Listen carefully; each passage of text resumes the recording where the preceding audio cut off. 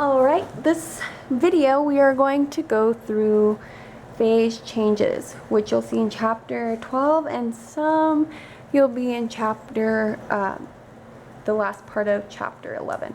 So let's begin. We're going into this problem here, and what we're going to be doing is we're just going to be going through steps to calculate the change in temperature and then also the plateau of the heat, and I'll show you what I mean right now. So the question is, how much heat in kilojoules is needed to convert 786 grams of ice at negative 10 degrees Celsius to steam at 126 degrees Celsius? So here, the question has provided me, and I've just divided it. It provided me with the specific heat temperatures for each change that I'm going to go through. And then also the heat of fusion for water and then for vapor. Now, let's go ahead and get started. From here, I'm going to be basically, here, maybe this will even help. So I'm going from, because right now I'm at negative 10 degrees, I'm going up to melting the ice, so I'm going up in temperature, and I'm going to be calculating the heat fusion, and then I'm going to be going up because we're going to be heating the water, and then I'll be calculating the vaporization. And I'll show you exactly what I mean right now. But we're literally taking steps up a ladder to get to what we want. So I'll go ahead and keep this color. So we're getting our Q1. We're getting our heat. So I'm starting off with, this is at actually 836. So I'm starting off with my beginning amount. So I'm going into my equation. I'm going to go from 836 grams of ice, of water, of H2O, and I'm going to, see my specific heat, I'm going to melt the ice, if you will. Grams per, joules per gram Celsius. Okay, so here I'm just multiplying my mass with my specific heat, and then I'm going into my change in temperature. So since I am going from ice cold to 0.0, because that is how we get to our freezing point, the theory behind this is that we're actually going back. So we're jumping the ladder. If this is like minus 10, then we're going up to 0 degrees to an actual point where we know what water freezes at. So since we're below water, we're getting to the freezing point. And then notice that we have we're at joules right now, we need to get to kilojoules. So I'm just going to go ahead and multiply this together, but I'm also going to do a conversion to get me to where I need to go. So this, of course, cancels with my joules here, and then my kilojoules are already left there. So when I write out my answer, it's going to be 170. It's going to be in kilojoules. See, so I melted the ice. I'm changing the phase of the liquid, solid, gas state of what I'm working with, which would be from ice to just freezing point ice. Now when I actually go through my real phase, which is like the plateau right here, I'm going to do moles times my heat. So the ice is melting at 0.0 Celsius at this point. So here we go, 836, what we started off with, grams. We need to convert that into moles. So I have 1 mole for every 18.02 grams. And then I also need to put it with my heat fusion of water, because it has a it's fusing to water now instead of being ice. So I'm putting down my 6.01 kilojoules, and I'm putting that is going to be over 1 mole, so we can go ahead and cancel those out. And that is going to leave me with 279 kilojoules. And notice as I'm going through these steps, even though I'm just at the second one, I'm going to basically be collecting Qs. I'm collecting heat because I want to find the heat, the total heat needed to convert this much of ice to steam. So now that I'm at ice, I'm actually going to start going to my boiling point. So I pull out my Q3, and I'm just going to go through the same steps again. And set,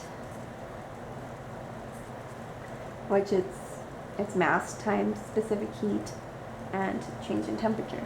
So we're going to still have 836 grams, but we're going to go from our water, because now we're at water.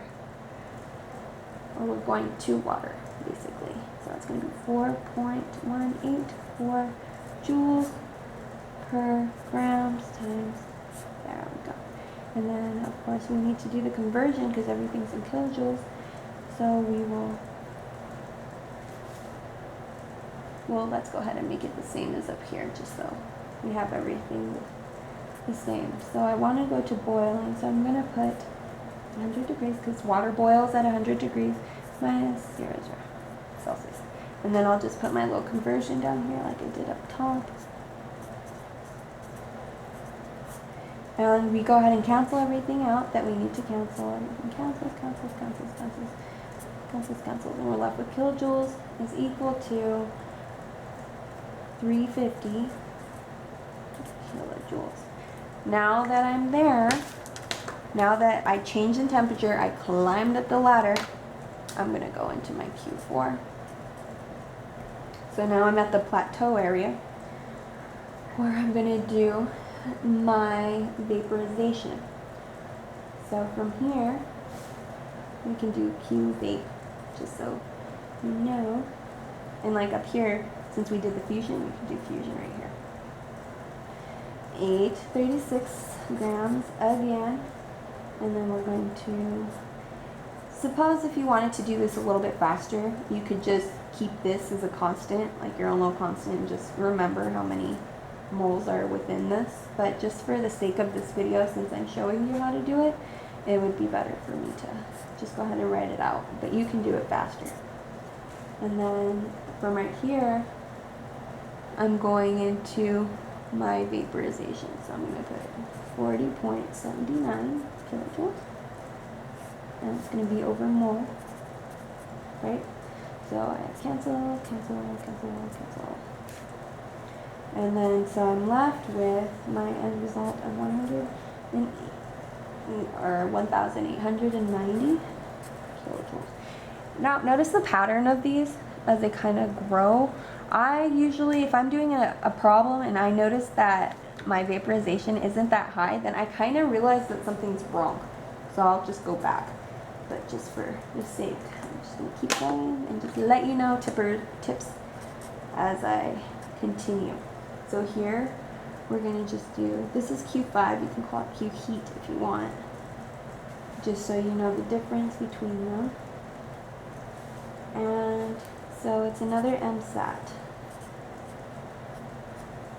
And here I go into my last MSAT, because notice we're already up to vapor. And I'm just getting, see from here we went to boiling. Notice we have like 26 more degrees to go. So now I'm just going to complete those 26 degrees. So we go into our grams, 836 grams. And we go into 1.99. And that is our last one, steam, that we need to go to.